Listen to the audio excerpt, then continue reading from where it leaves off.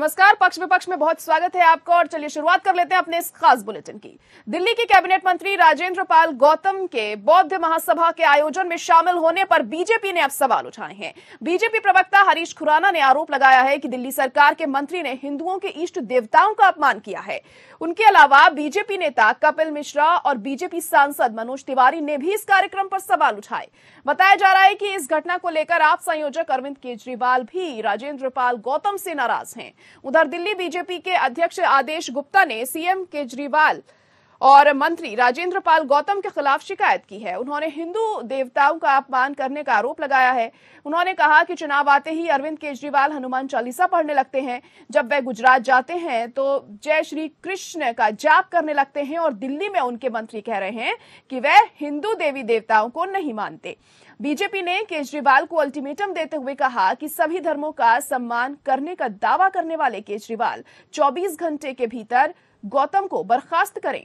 गौतम का बचाव काल्पनिक है। कोई भी धर्म किसी को भी हिंदू धर्म का अपमान करने का अधिकार नहीं देता है। केजरीवाल के मंत्री द्वारा कहा गया शब्द न केवल असंवैधानिक है बल्कि ये समाज के सद्भाव के खिलाफ है।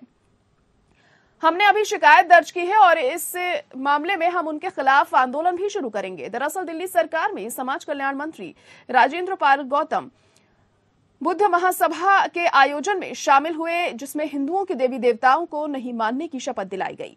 इस समय मंच पर राजेंद्र पाल गौतम भी मौजूद थे और वो भी शपथ ले रहे थे। इसको लेकर बीजेपी ने आम आदमी पार्टी को घेर लिया है। बीजेपी प्रवक्ता हरीश खुराना ने कहा है कि जहां चुनाव होते हैं वहां केजरीवाल और उनके नेता जय श्री राम और कृष्ण करते थकते नहीं है, लेकिन जहां सत्ता में होते हैं वहां ऐसा अपमान। कपिल मिश्रा ने ट्वीट कर कहा कि केजरीवाल के मंत्री दिल्ली में हिंदुओं और हिंदू देवी देवताओं को गाली दे रहे हैं और खुद केजरीवाल गुजरात में जय श्री कृष्ण का नाम पर वोट मांग रहे हैं। आम आदमी पार्टी अब गरीब हिंदुओं को मुफ्त सामान देकर धर्म परिवर्तन कराने वाली एजेंसी बन गई है। वहीं बीजेपी सांसद मनोज तिवारी ने नागपुर का वीडियो शेयर किया है, जिसमें हिंदू धर्म के देवी देवताओं को नहीं मानने की शपथ ली जा रही है। वीडियो ट्वीट करते हुए मनोज तिवारी ने पूछा कि आम आदमी पार्टी इतनी हिंदू विरोधी क्यों है? आपके मंत्री हिंदू धर्म के खिलाफ शपथ भी ले भी रहे हैं और दिला भी रहे हैं। विश्व हिंदू परिषद के प्रवक्ता विनोद बंसल ने भी आम आदमी पार्टी पर सवाल उठाए हैं। उन्होंने कहा है कि जिहादी तुष्टीकरण और ईसाई मशीनरी के संरक्षण के साथ अब आप सरकार दिल्ली में धर्मांतरण के सार्वजनिक अड्डे भी चलाने लगी है। दिल्ली के मंत्री स्वयं हिंदू देवी देवताओं के खिलाफ शपथ दिला रहे हैं। राजनीति का निकृष्टम हिंदू द्रोही चेहरा और क्या होगा? कठोरतम कार्रवाई जरूरी है ऐसे में। और इसका जवाब देते हुए कैबिनेट मंत्री राजेंद्र पाल गौतम ने कहा कि 1956 से आज तक देश और दुनिया में बौद्ध धर्म की दीक्षा ली जाती है। हर साल ये कार्यक्रम आयोजित होता है। नागपुर में जहां बाबा साहेब अंबेडकर ने दीक्षा ली थी, वहां हर साल 15 से 20 लाख लोग इकट्ठा होते हैं। गुजरात, उत्तर प्रदेश, तमिलनाडु, मध्य प्रदेश, बिहार में कार्यक्रम आयोजित किए होते हैं और दिल्ली सरकार के कैबिनेट मंत्री ने बताया कि बाबा साहेब अंबेडकर ने जब दीक्षा ली थी तो उन्होंने 22 प्रतिज्ञाएं ली थीं। किसी की आस्था या धर्म को ठेस पहुंचाना मकसद नहीं है। प्रतिज्ञाओं का एक ही मकसद है कि भारत मजबूत हो और जातिवाद मुक्त भारत बने। भारत में दलितों के साथ उत्पीड़न बढ़ गया है, इसीलिए आज ये दीक्षा का चलन बढ़ गया है। राजेंद्र पाल गौतम ने मोहन भागवत द्वारा दिए गए बयान की तारीफ करते हुए कहा कि पिछले दिनों मोहन भागवत ने अपने भाषण में दोहराया कि संविधान और कानून के प्रति लोगों की आस्था हो, दूसरे धर्म की आस्था की इज्जत करनी चाहिए। शमशान घाट एक हो, मंदिर में समान अधिकार होने चाहिए। आरएसएस चीफ ने इन शब्दों की सराहना करने की उन्होंने बात कही और इस गंभीर मुद्दे को उठाया। तो डॉक्टर बाबा साहेब अम्बेडकर कह के गए, जब उन्होंने 14 अक्टूबर 1956 को अपने लाखों अनुयायियों के साथ बौद्ध धर्म की दीक्षा ली, तब से हर साल वो दीक्षा का आयोजन पूरे दुनिया के अंदर मनाया जाता है। भारत के हजारों जगह पर मनाया जाता है। लोग 22 प्रतिज्ञा लेते हैं जो बाबा साहब ने दिलवाई थी, उसमें किसी को ऐतराज क्यों होना चाहिए? कह रहे हैं कि ये बातें बाबा साहब ने कही थी। बाबा साहब ने जो 22 प्रतिज्ञाएं दिलवाई, इसको पढ़ लीजिए, उस वीडियो को पूरा देख लीजिए। बीजेपी तो कट पेस्ट करती है, छोटा काट के अपने फायदे की चीज चलाएगी। हमें उसमें कोई दिक्कत नहीं है। बीजेपी जो काम करना चाहे करे, लेकिन बीजेपी अपना मत स्पष्ट करे। बीजेपी जातिवाद मुक्त, छुआछूत मुक्त भारत बनाना चाहती है नहीं? क्या अभी भी भारत में मूंछ रखने पर हत्या होती रहेंगी? क्या अभी भी घड़ा छूने पर हत्या होती रहेगी? निश्चित तौर पे जो ऑर्गेनाइजर हो वहां पर मंत्री की उपस्थिति ही नहीं, उन्होंने खुद शपथ दिलाने का काम किया है, उन्होंने खुद नफरत फैलाने का काम किया है। इसलिए उनके खिलाफ और जो भी उसमें शामिल हैं उनके खिलाफ भी, और आम आदमी पार्टी के अरविंद केजरीवाल जो अपने ट्विटर हैंडल पर लिखते हैं इंसान का इंसान से हो भाईचारा, यही पैगाम हमारा। और जो ये लिखते हैं पूरे हम सभी को समान आदर और सम्मान के साथ सभी धर्मों को देखते हैं। अगर उनकी बात ये सही है, ढकोसला नहीं है, तो वो राजेंद्र पाल गौतम अपने मंत्री के खिलाफ कार्रवाई करें। और छिछोरेपन की हद हो गई है तुम्हारी अरविंद केजरीवाल। और अपने एक मंत्री से पूरे हिंदू समुदाय को, हमने देवी देवताओं को गाली दिलवा के दंगा कराने की कोशिश कर रहे हो। ये तुम्हारी भाषा हो सकती है, न ये बौद्ध की भाषा है, न ये हिंदुओं की भाषा है, न किसी धर्म की भाषा है। तो निश्चित रूप से मैं समझता हूं आज हम सब जा रहे हैं, इसकी कंप्लेन कर रहे हैं। और डॉक्टर अंबेडकर जी भी कभी भी किसी धर्म के विरोधी नहीं थे। उनकी तो पत्नी भी हिंदू थे, उनके गुरु भी हिंदू थे, वो किसी भी गलत परंपरा के विरोधी थे। उन्होंने कभी भी किसी को भी अलग नहीं किया और एकता अखंडता के वो प्रतीक रहे। उन्होंने कहा मैं पहले भी भारतीय हूँ, मैं अंत में भी भारतीय हूँ। मुझे लगता है केजरीवाल का घिनौना चेहरा और उसके मंत्रिमंडल का घिनौना चेहरा सामने दिखाई दे रहा है कि वो देश को एकता अखंडता को खंडित करने वाले लोग हैं। अनेकों ने एक समय पर ऐसे कार्य वो करते रहे हैं। वोट की खातिर अरविंद केजरीवाल जी आप कितना गिरेंगे? अरविंद केजरीवाल जी, ये समय है जब आपको हम याद दिलाएंगे आपने संविधान की शपथ ली है। उस शपथ में यह आपकी संवैधानिक जिम्मेदारी है कि आप सौहार्द को बढ़ाएंगे। सांप्रदायिक राजनीति से परहेज करने का वादा लेकर के राजनीति में उतरे आम आदमी पार्टी के नेता पहले मुस्लिम जिहादी तुष्टीकरण में लगे, ईसाई मिशरणियों को प्रत्यक्ष परोक्ष रूप से सहायता संरक्षण दिया और अब खुलेआम हिंदू द्रोह पर उतर आए। सार्वजनिक कार्यक्रम में हिंदू देवी देवताओं के विषय में शपथ ग्रहण करवाना कि हम इनको नहीं मानेंगे, हम इनकी पूजा नहीं करेंगे, हम इनकी मान्यता रद्द करेंगे, इस तरह की बातें करना, वो भी एक राज्य के मंत्री के द्वारा, बेहद शर्मनाक, गंभीर और हिंदू समाज के मर्म पर चोट करने वाला है। तो बिल्कुल इस मुद्दे को लेकर अब दिल्ली की सियासत भी काफी गर्मा चुकी है और इसी पर हम आज चर्चा करने वाले हैं। खास मेहमान जुड़ चुके हैं हमारे साथ। राजेश सिंह बीजेपी नेता हैं, वो जुड़ गए हमारे साथ। इसके अलावा नितेश चौरसिया जी भी जुड़ गए हैं, आपके प्रवक्ता हैं, और हमारे संवाददाता वाजिद अली भी इस वक्त हमारे साथ जुड़ चुके हैं। आप सभी का बहुत स्वागत है हमारे इस खास प्रोग्राम में। सबसे पहले वाजिद आप ही के पास आऊंगी, क्योंकि सबसे पहले ये जानना जरूरी है कि फिलहाल अभी सियासी माहौल दिल्ली में क्या कुछ चल रहा है, क्योंकि इस मुद्दे के बाद बीजेपी पूरी तरीके से आम आदमी पार्टी को घेरती हुई यहां पर दिखाई दे रही है। यहां तक कि मनोज तिवारी ने तो ये तक कह दिया है कि अरविंद केजरीवाल अब दंगे कराना चाह रहे हैं।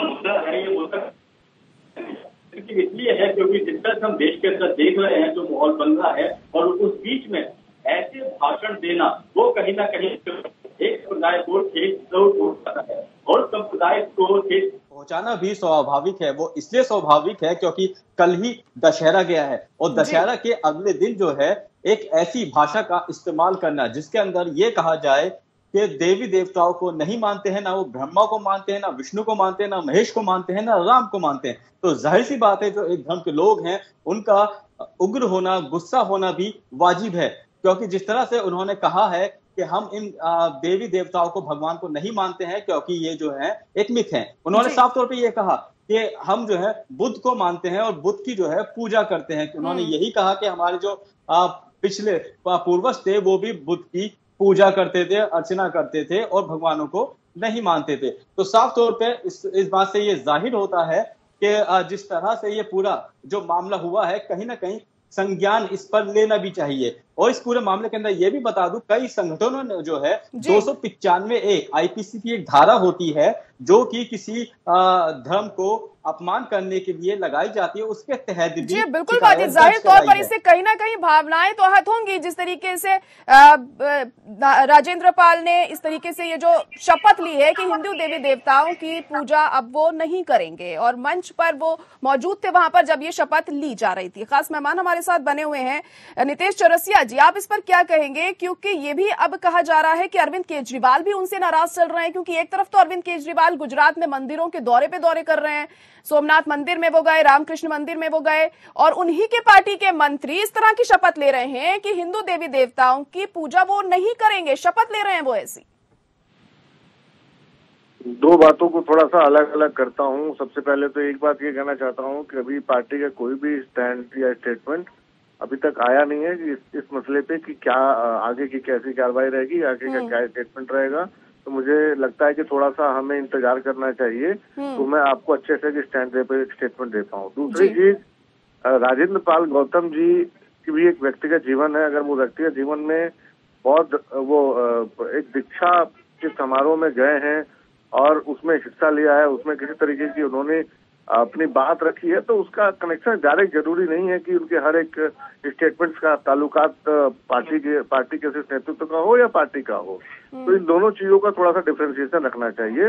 और तीसरी महत्वपूर्ण बात मैं ये कहना चाहूंगा कि इस दीक्षा कार्यक्रम में इससे पहले और भी कई सारे नेता, अन्य पार्टी के वरिष्ठ नेता लोग शामिल रहे, जिन्होंने जिस कार्यक्रम में उन्होंने अपनी उपस्थिति दर्ज कराई।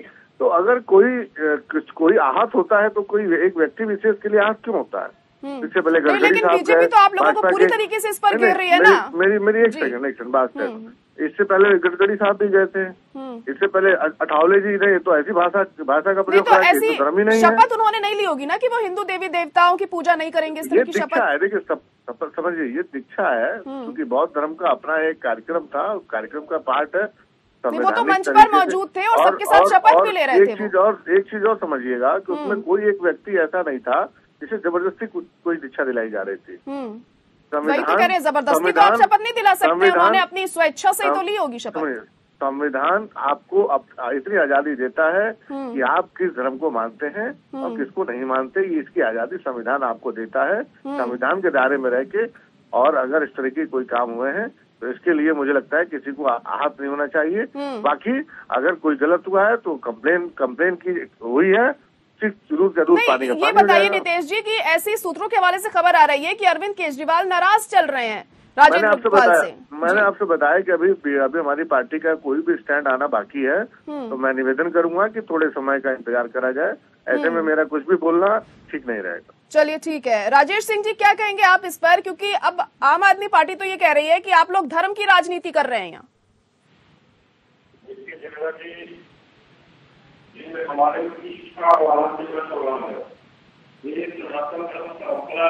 सवाल है, ये हिंदुस्तान के हिंदुत्व का सवाल है। ये आम आदमी पार्टी का असली चाल, चरित्र और चेहरा, जिसको कि हम लोग बार बार कह रहे थे कि ये गिरगिट है, ये चुनाव के समय मंदिर जाते हैं, अंदर से ये लोग तुष्टीकरण वाले हैं, और ये लोग 2047 तक तो भारत को इस्लामिक राष्ट्र बनाने का मुहिम चल रहा है ना, अंदर से उसके समर्थन करने वाले हैं, और ये आज जगजाहिर हो गया। उनके मंत्री ने जिस प्रकार से कहा कि हमारे इष्ट, हमारे भगवान को वो भगवान नहीं मानेंगे, हिंदुस्तान में रह करके हिंदुत्व के खिलाफ जिस प्रकार से ये भाषणबाजी कर रहे हैं, ये धर्मांतरण का मामला है जायरा जी, ये हेट स्पीच का भी मामला है। 295 आईपीसी की धारा के तहत इनको तुरंत जेल होनी चाहिए, और अरविंद केजरीवाल को और ये जो मंत्री इनके इस प्रकार की भाषा बोल रहे हैं, दोनों लोग तुरंत इस्तीफा देनी चाहिए। और ये सब केजरीवाल जी करवा रहे हैं, ये डबल गेम खेल रहे हैं। एक तरफ ये नकली चोला पहन करके ये सब कालनेमी है। लेकिन राजेश जी जो राजेंद्र पाल हैं वो ये कह रहे हैं कि हर इंसान की अपनी इच्छा होती है, उसकी मर्जी है कि वो कैसी भी इबादत करे, वो जहां जाए या जो कुछ भी करे। वो इस तरीके की सफाई दे रहे हैं इस मामले में जब उनसे सवाल पूछे गए तो। अरे जायरा जी, ये भारत की धरती पे, ये सनातन परंपरा की धरती पे, ये योग भूमि की धरती पे इस प्रकार की बातें करेंगे, इस प्रकार की शपथ लेंगे? हम भगवान श्री राम को भगवान नहीं मानेंगे, भगवान श्री कृष्ण को भगवान नहीं मानेंगे, विष्णु भगवान को भगवान नहीं मानेंगे, ब्रह्मा जी को भगवान नहीं मानेंगे। इनकी इतनी हिम्मत, ये सब काले नेमी है। और जब चुनाव आता है तो राम नाम का ये चोला ओढ़ लेते हैं। ये सब वही कालनेमी के वंशज हैं। इन लोगों के खिलाफ सख्त कार्रवाई होनी चाहिए।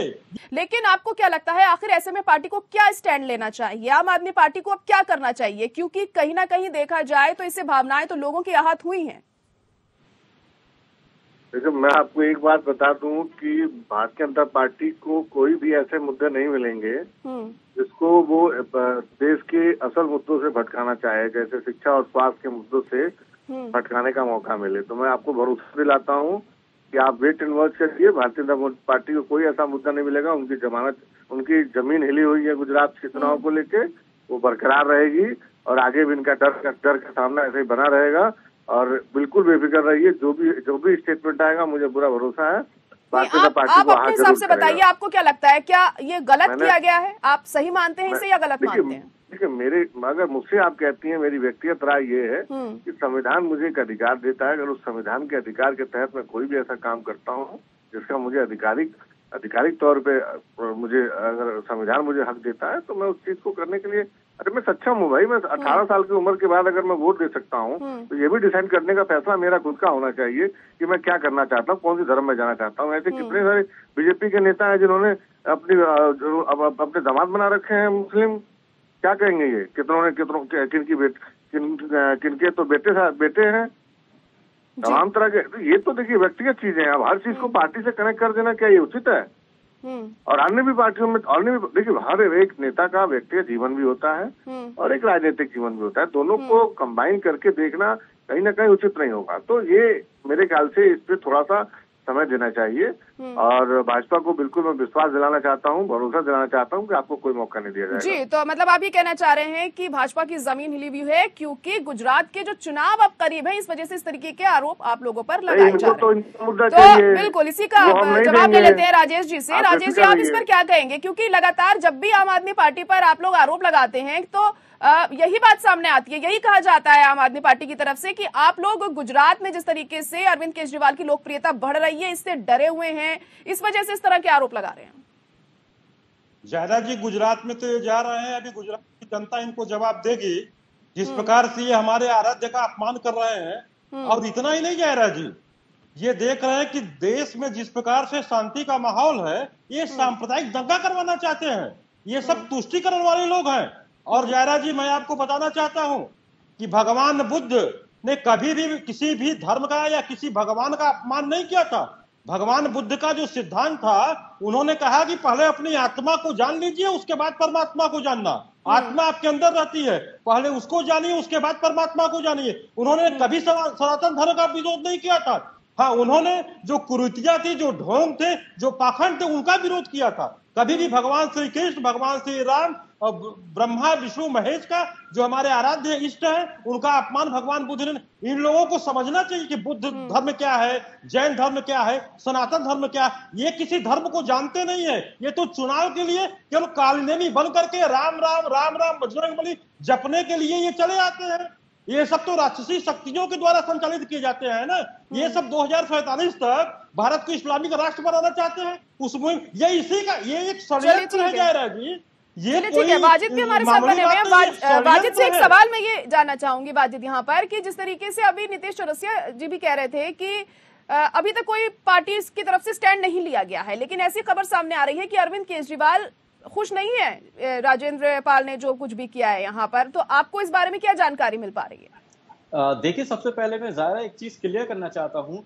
जो भी उस सभा के अंदर हुआ और राजेंद्र पाल गौतम वहां पे मौजूद थे, उस सभा के अंदर जो भी शपथ दिलाई गई, अगर उसमें अगर भगवानों का जिक्र छोड़ दिया जाए तो बाकी जो है वो संविधान हमारा पूरी इजाजत देता है कि हम किसी भी धर्म में जा सकते हैं, कोई सा भी धर्म अपना सकते हैं। आप हमारे लेकिन अपमान करेंगे, हमारे लेकिन जिस तरह से वहाँ पे राजेश जी, मैं आपके पास आऊंगी, पहले बात सुन लेते हैं। लेकिन जिस तरह से देवी देवताओं के बारे में कहा गया है, वो कहीं ना कहीं जो है एक धर्म को ठेस जरूर पहुंचाता है। लेकिन एक धर्म को ठेस जरूर पहुंचाता है। राजेश जी, मैं आपकी बात सुनूंगी पहले। हमें आपकी बात सुनूंगी मैं। राजेश जी थोड़ा सब्र रखिए। वाजिद जी बोल रहे हैं, वाजिद अभी बोल रहे हैं, हमारे संवाददाता है वाजिद, किसी पार्टी के प्रवक्ता नहीं है वाजिद, उनकी बात। देखिए मैं ये बताना चाहता हूँ, जो भी उस सभा के अंदर हुआ था, अगर ये देखा जाए कि देवी देवताओं के बारे में जो वहां पर बोला गया, ऐसा जो है नहीं बोलना चाहिए था। वो इसलिए नहीं बोलना चाहिए था क्योंकि जाहिर सी बात है एक धर्म को वो बात जो है वो ठेस पहुंचाती है, लेकिन हमें संविधान जो है वो इस बात की इजाजत जरूर देता है कि वो कोई से भी धर्म में जाए या किसी के धर्म के बारे में बात कर सकते हैं, कोई सा भी धर्म अपना सकते हैं। लेकिन हाँ, वहां पर गलती हुई है और गलती जो हुई है वो काफी बड़ी है, क्योंकि एक धर्म के बारे में ऐसी बातें बोलना और ये बोलना कि हम किसी भगवान को नहीं मानते हैं, तो जाहिर सी बात है आम आदमी पार्टी जो है उसको भी इसका खामियाजा कहीं ना कहीं भुगतना पड़ सकता है, क्योंकि चुनाव भी आ रहे हैं और जिसके मद्देनजर जो है अंदर खाने से ये पता चला है कि जो बड़े नेता हैं आम आदमी पार्टी के अंदर खेमे के, वो कहीं ना कहीं राजेंद्र पाल गौतम से जो है वो नाराज भी नजर आ रहे हैं। बिल्कुल वही बात मैं कह रही थी कि कहीं ना कहीं अरविंद केजरीवाल की नाराजगी की बात भी सामने आ रही थी। हालांकि नीतीश जी कह रहे हैं कि अभी तक पार्टी ने कोई स्टैंड नहीं लिया। राजेश जी, अब अपनी बात आप पूरी कर सकते हैं। जायरा जी, ये जो हमारे भारतवर्ष की धरती है या भारतवर्ष जो हमारा है, दुनिया में जितने भी धर्म पाए जाते हैं सारे धर्म ये भारत में पाए जाते हैं। जितने इस्लामिक कंट्री हैं, इस्लामिक कंट्री भी कई भागों में विभक्त है, कई विचारों में विभक्त है, लेकिन एक ऐसा कंट्री नहीं है जिसमें इस्लाम धर्म के सभी जो मानने वाले विचार हैं वो एक देश में पाए जाते हैं। लेकिन भारत में सभी विचार पाए जाते हैं। तो भारत ने कब मना किया? यहाँ की सरकार ने या यहाँ के लोगों ने कब मना किया कि आप किसी धर्म को नहीं मान सकते हैं या किसी धर्म के पूजा भारत में नहीं होती? संविधान देता है। लेकिन अगर आप हमारे संविधान की खूबसूरती है, इसीलिए संविधान की बात होती है। जाहिर तौर पर यूनिटी इन डाइवर्सिटी इसीलिए तो कहा जाता है भारत में। जाहिर तौर पर नीतीश जी कहिए अपनी बात। ठीक है राजेश जी, नीतीश जी कहिए। ये जो आप इतनी लंबी लंबी बात कर रहे हैं ना, ये हमारी देश की खूबसूरती है। यहाँ हर धर्म के लोग, हर वर्ग के लोग, हमारे देश क्योंकि हमारे संविधान इसमें हमारे संविधान ने हमें अधिकार दिया है इस चीज का, हर वर्ग के लोगों को रखने का, हर धर्म के लोग को, हर धर्म को खुल के आजादी हमारे संविधान ने दी है और किसी सरकार ने दी है। आप कहिए कि सरकार इसकी आजादी चलिए ठीक है नीतीश जी। राजेश जी देखिए, राजेश जी यहाँ पर देखिए भावनाएं आहत हुई और कहीं ना कहीं कार्रवाई तो इस मामले में होनी चाहिए। अब देखना होगा अरविंद केजरीवाल इस मामले में क्या कदम उठाते हैं और क्या कुछ उनकी पार्टी की तरफ से किया जाता है राजेंद्र पाल गौतम के खिलाफ, और क्या कुछ आगे सियासत इस मामले में हमें देखने को मिलेगी। बहुत दिलचस्प होगा देखना। फिलहाल आप सभी का बहुत शुक्रिया हमारे साथ जुड़ने के लिए इस खास पेशकश में, और पक्ष विपक्ष में आज के लिए इतना ही। मुझे दीजिए इजाजत, नमस्कार।